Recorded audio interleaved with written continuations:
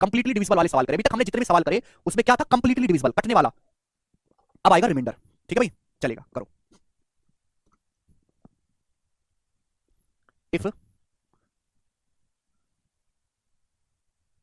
When if a number N, मैं हिंदी और English दोनों में बताऊंगा और मैं इस बात को एग्जांपल से भी समझाऊंगा, ठीक है ना।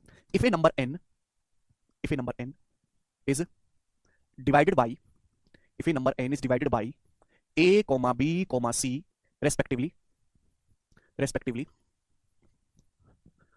gives remainder r in each case, gives remainder r in each case, gives remainder small r in each case, in each case, in each case, then Hindi वाले भाई लिखेंगे यदि किसी संख्या n को क्रमशः a b और c से भाग करने पर हर दशा में r शेषफल बचता है, हर दशा में r शेषफल बचता है।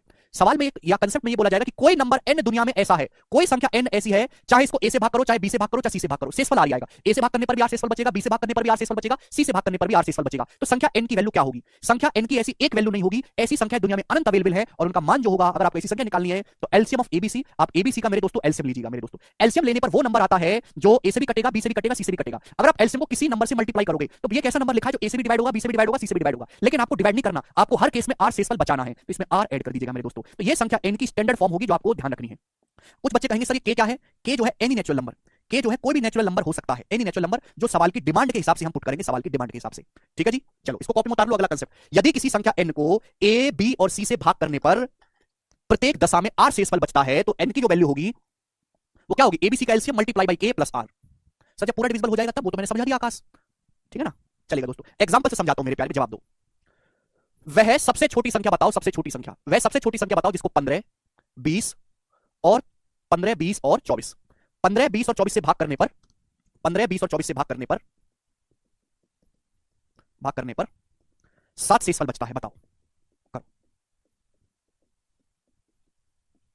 जी, मैं आपसे जानना चाहता हूं कि वह सबसे छोटी संख्या बताइए दुनिया की, वह सबसे छोटी संख्या बताओ मेरे प्यारे भाई जिसको 15 से 20 से और 24 से भाग करने पर 7 शेषफल बचता है। 15 से भाग करने पर भी 7 शेषफल बचता है, 20 से भाग करने पर भी 7 शेषफल बचता है, 24 से भाग करने पर भी 7 शेषफल बचता है। सबसे छोटी संख्या क्या है? तो आप कहोगे सर पहले आप निकालो 15, 20 और 24 का एलसीएम, एलसीएम आएगा 120। 120 वह सबसे छोटी संख्या है जो 15 से भी डिवाइड होती है, 20 से भी डिवाइड होती है, 24 से भी डिवाइड होती है। तो अगर 120 तो वह सबसे छोटी संख्या आ गई, इन सबसे कंप्लीटली डिविजिबल होना। कंप्लीटली डिवाइड होने का मतलब शेषफल 0, लेकिन आपको शेषफल 0 नहीं बचाना, आपको तो शेषफल 7 रखना है। तो भाई 120 में आप लोग 7 ऐड करेंगे, 127। 127 दुनिया की वह सबसे छोटी संख्या है जो 15, 20 और 24 से भाग होने पर हमेशा 7 शेषफल देगी। लेकिन ये तो सबसे छोटी है, दुनिया में और भी भतेरी संख्याएं हैं जो 15, 20 और 24 से भाग देने पर 7 शेषफल देती हूं। उन सभी संख्याओं की जो स्टैंडर्ड फॉर्म होगी वो क्या होगी मेरे प्यारे? जवाब दो, क्या होगी सभी संख्याओं की स्टैंडर्ड फॉर्म? 15, 20, 24 कैलसियम आया 120, 120। 120 को किसी भी नंबर से आप मल्टीप्लाई कर दीजिए, ये वो नंबर आ गया, दिस इज द नंबर जो 15 से भी भाग होगा, 20 से भी, 24 से भी। अगर मैं इसमें 7 ऐड कर दूंगा तो चाहे इसको 15 से भाग लगा लो, चाहे 20 से, चाहे 24 से, 7 ही शेषफल बचेगा। ये उन सभी संख्याओं की स्टैंडर्ड फॉर्म आ गई। k की वैल्यू कोई भी नेचुरल नंबर हो सकती है, अगर मैं k की जगह 1 रखूंगा मेरे प्यारे भाई तो सबसे स्मॉलेस्ट आ जाएगा 127। 120 में 120 का 120 प्लस 7, 127। 127 आ गई सबसे छोटी संख्या जो 15, 20, 24 से भाग देने पर 7 शेषफल बचाती है। अगर बच्चों में k की जगह 2 रखूंगा तो अगला आ जाएगा 120 दूनी 240, 240 पे 7 जोड़ेंगे 247। 247 अगला नंबर आ गया जो 15, 20, 24 से भाग देने पर 7 शेषफल देता है। k की जगह मेरे प्यारे भाई अगर मैं 3 रखूंगा तो आ जाएगा 360 प्लस 7, 367। 367 वो तीसरा नंबर आ गया जो इन तीनों से भाग देने पर 7 शेषफल आएगा, और ऐसी अनंत संख्याएं संभव है। क्लियर है? लेकिन उनमें सबसे छोटी क्या है? 127। और इन सभी संख्याओं को आप इस स्टैंडर्ड फॉर्म में लिख सकते हो। तो ये संख्या n की स्टैंडर्ड फॉर्म है। समझ में आया? अब आपसे सवाल ये पूछ लेगा कि भाई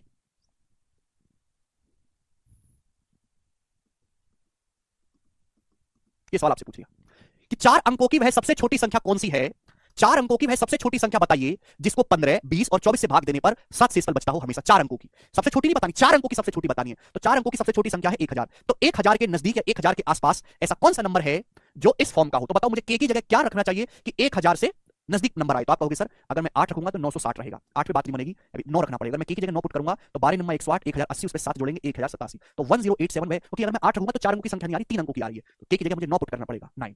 क्लियर है? तो ये जो k है ये मैंने सवाल की डिमांड के हिसाब से पुट करा। डिमांड क्या थी? 4 अंकों की सबसे छोटी संख्या, तो उसकी जगह उसके लिए मुझे k को 9 पुट करना पड़ेगा।